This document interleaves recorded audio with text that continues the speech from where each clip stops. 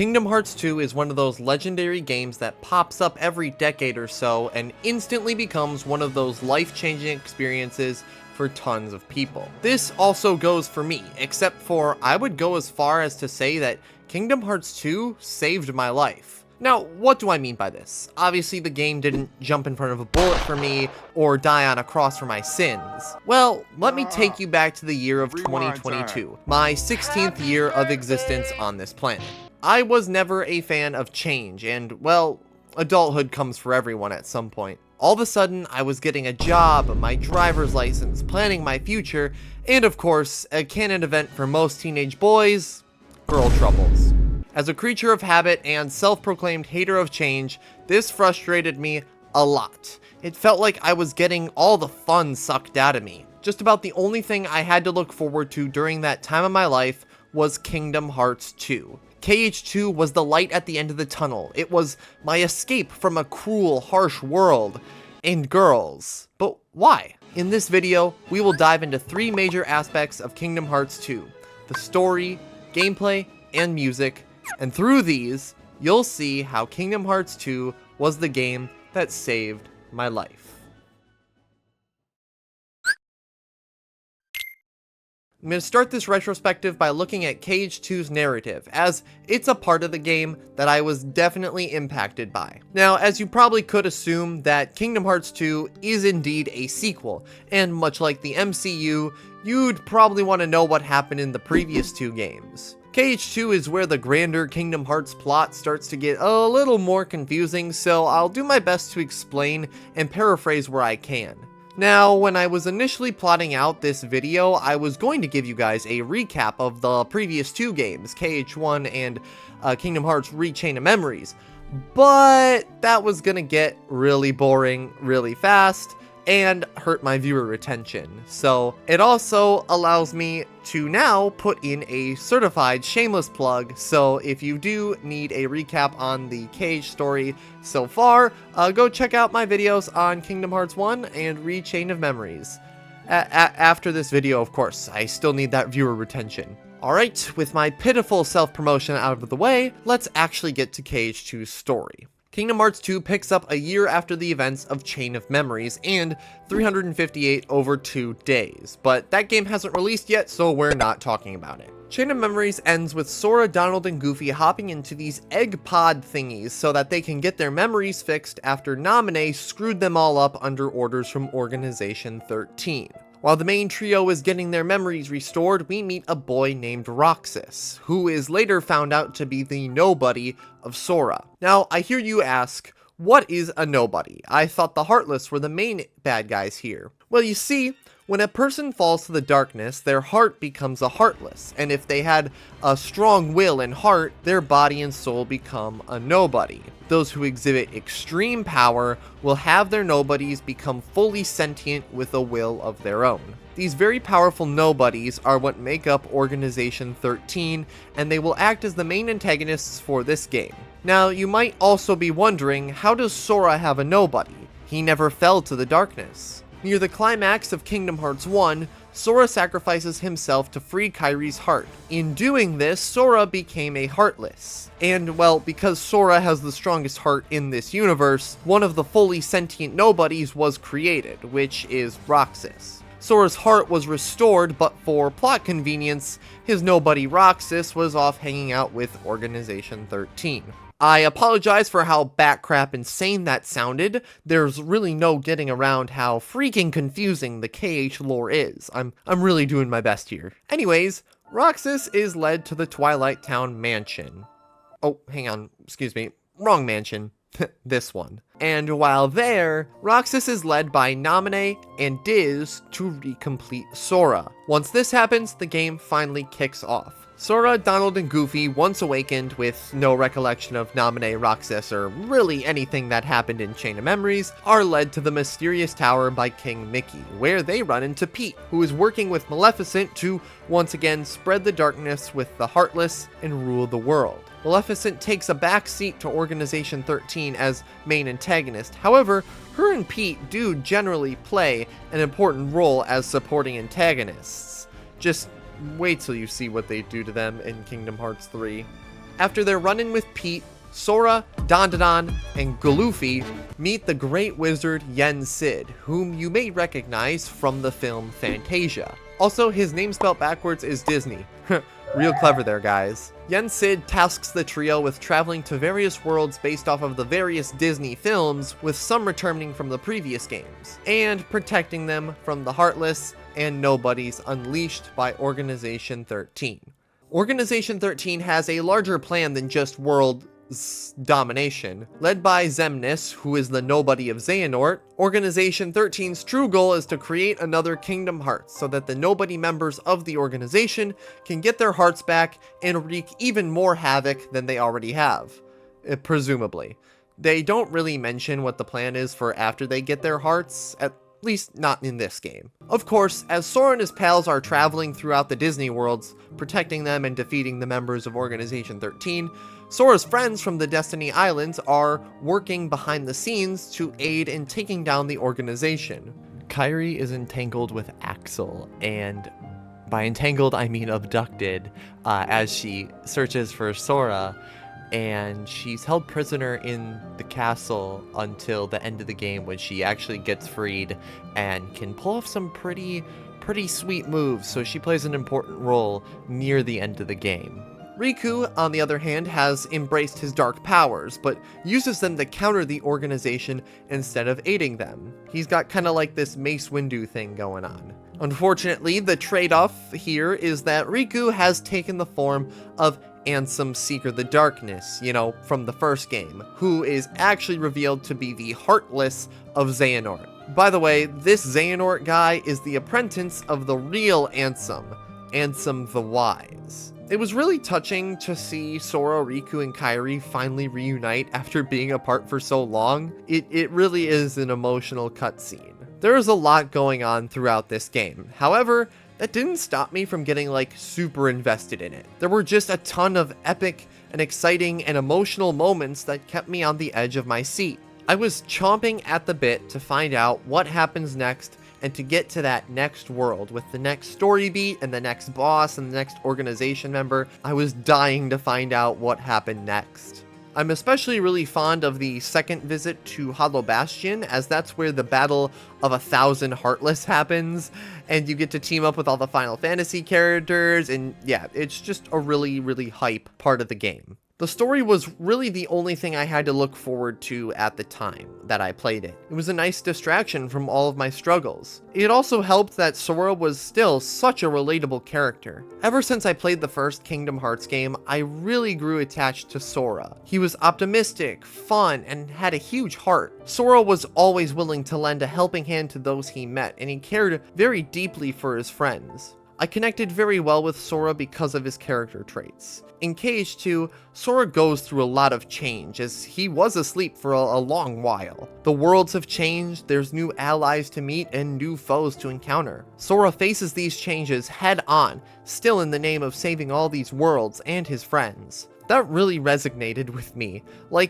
If Sora can face all of the change in his life with a smile and determination, well, then so can I. This is really why KH2 was so influential in my life.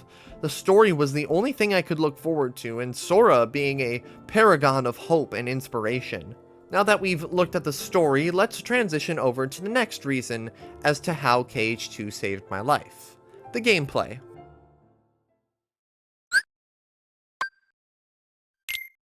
Growing up, I watched a lot of Disney movies. I have a lot of fond memories of family movie nights with Beauty and the Beast, Pirates of the Caribbean, The Lion King, and being absolutely terrified of the Cave of Wonders from Aladdin. Look, we listen and we don't judge. One of the reasons I fell absolutely in love with the Kingdom Hearts series as a whole was the ability to explore and fight in worlds based on my favorite Disney films. Kingdom Hearts 2 absolutely cooks in the Disney World department. Not only are there more worlds to explore in this game compared to the first, but the selection of new worlds to add on to the returning worlds are top tier picks in my most biased of opinions. These new worlds are based on films such as Pirates of the Caribbean, Mulan, Tron, and the classic Disney cartoons. Each one of the new worlds was just such a blast to explore. I really enjoyed running around ancient China, how well Tron was integrated into the KH universe, how everything changes to represent that classic era of Disney cartoons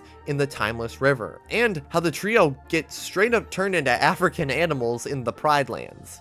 I was on the edge of my seat to see what new thing was going to be thrown at me when visiting them for the first and second times. The returning worlds all received a new coat of paint and let us explore in places that weren't in the first game. For example, in Halloween Town, you're able to follow Jack into Christmas Town, and in Olympus, the whole underworld is explorable. I really appreciate that the devs made these worlds feel fresh to explore, and how the storylines in each world build off of what happened in the previous game. I just want to say that I defend Atlantica being turned into a rhythm minigame world, not only because I love rhythm games, but because it's a nice break from the constant high-intensity action of the main game. It also saves us from having a whole world with janky 2000s underwater controls in this game. Finally, KH2 introduces its own original worlds to add into the melting pot of Disney IPs. Okay, so actually the only new world is the world that never was, the final world of the game, but KH2 really expands and improves on both Twilight Town and Hollow Bastion. This is the first game that Twilight Town is fully explorable, as in Chain of Memories,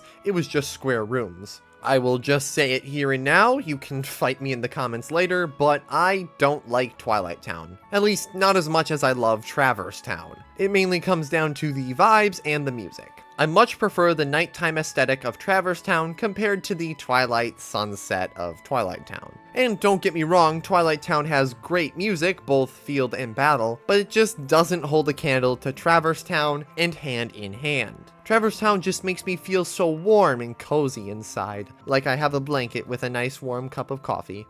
Hollow Bastion's upgrade is cool too, as you get to explore the town and the outskirts below the castle. It even gets a name change to Radiant Garden, as the Final Fantasy characters are actively restoring the castle and the town. This is also the world where you get an awesome boss fight with Sephiroth. For the actual new world and the climax of the game, the world that never was. This world is so creepy with the dark alleyways and city, and the organization's castle is so grand and menacing, and it absolutely achieves that climactic feeling of the final world. I'm also partial to it because it houses my favorite boss fight in the game. These worlds are awesome to explore, but how does exploring actually feel?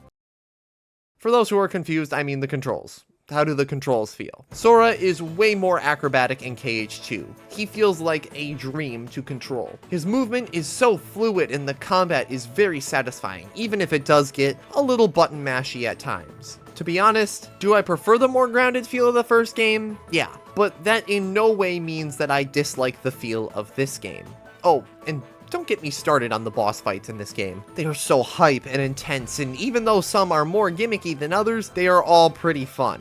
Except those freaking data fights, which are absolutely brutal and had me really questioning my sanity. The one boss fight that is consistently stuck with me over the years is the Roxas boss fight near the end of the game in the final mix versions. The fact that this fight represents the mental struggle between Sora and Roxas's anger towards Sora because he was chosen by the Keyblade is just so powerful. And the fight itself is super intense. Couple that in with the absolute tearjerker of a song The Other Promise is, and you've got one of the greatest boss fights maybe ever. Very biased opinion here. Everything from the way KH2 felt to play to the design of the worlds kept me coming back day after day to experience more of this game and to just immerse myself and lose myself in this game. Now, another aspect of Kingdom Hearts 2 that really immersed me, and conveniently is the third point of how this game saved my life, was the absolutely incredible soundtrack. But hey, real quick before we get into this game's soundtrack, I would really appreciate if you subscribed to the channel. Your sub goes a long way to helping me continue to make videos just like this one, so if you're enjoying thus far and want to see more, smash that subscribe button. Alright, let's go talk about some music.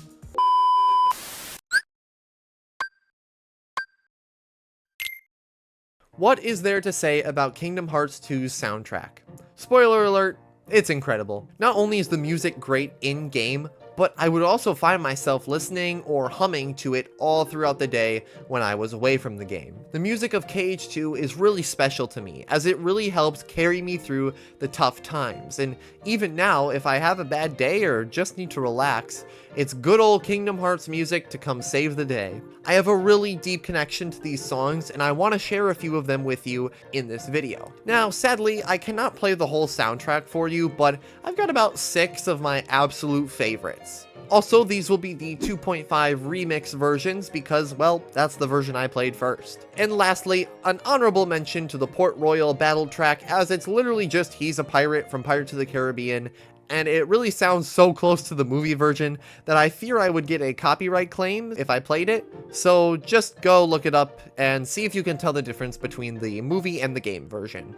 Alright, let's start with KH2's rendition of Dearly Beloved. I just love how calming this piece is with the strings and the piano and the woodwinds. Just slap some rain sounds with this song and I'll sleep like a baby.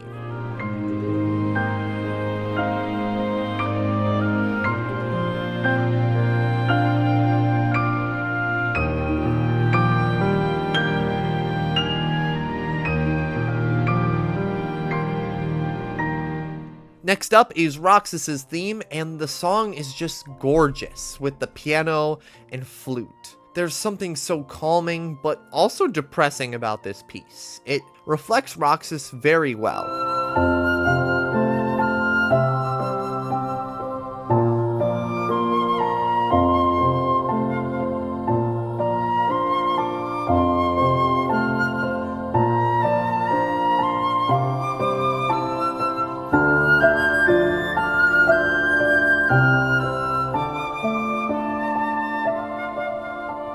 The field track for Land of Dragons is the home of dragons, and I am a sucker for the sounds of traditional Asian instruments.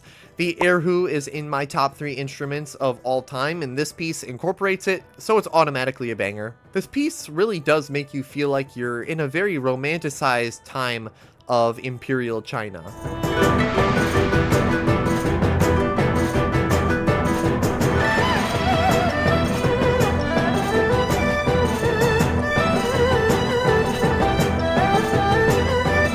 From one ancient world to another, we travel to Olympus, in one of the battle tracks for the Underdrome beneath the ground. Has such a great beat with the drums, it makes me want to put the controller down and hit a little boogie. Not gonna lie, I feel like this piece actually belongs in Agrabah, so let me know if you get those vibes too, or if it's just me.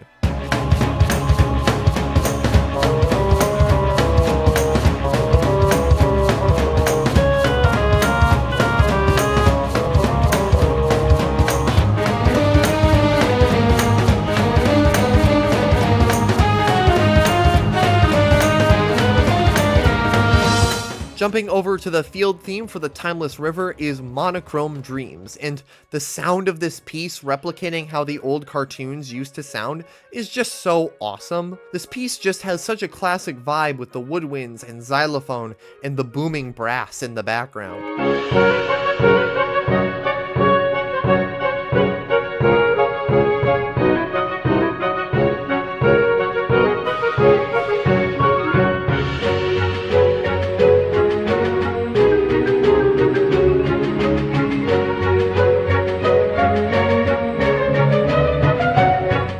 And finally, probably my favorite piece from this game, and maybe the entire Kingdom Hearts series in general, is The Other Promise.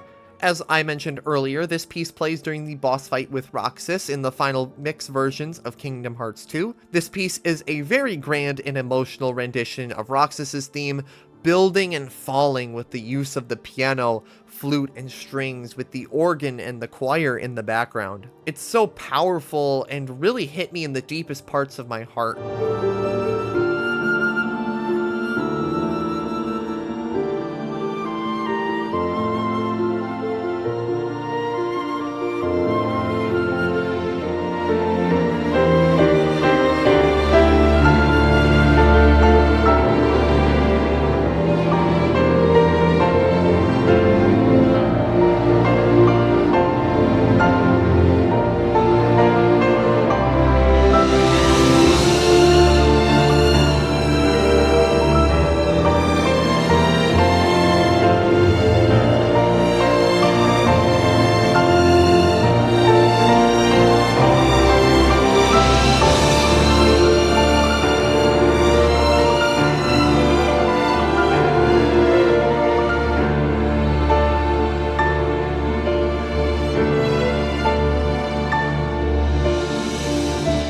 As you can see, I was really touched by the music of Kingdom Hearts 2. These tracks and more played such a vital role in carrying me through the tough times and hard days when I just needed to get out of my own head. That is why this game's soundtrack was, and is still, so special to me. Throughout this video, we examined how through the story, gameplay, and music, Kingdom Hearts 2 was the game that saved me while I was battling my personal darknesses. This game always had something for me to look forward to. It was really the light at the end of the tunnel. I will always cherish my time and experience with Kingdom Hearts 2. I have so many fond memories of visiting these worlds for the first time and battling some of the most epic bosses the series has to offer. And I have never stopped listening to the soundtrack. These pieces are ingrained in my brain forever. I'm going to be a very entertaining old man in the nursing home. With all that said, Kingdom Hearts 2 is a special game with a special place in my heart, and I don't know how I would have survived without it, as Kingdom Hearts 2 was really the game that saved my life.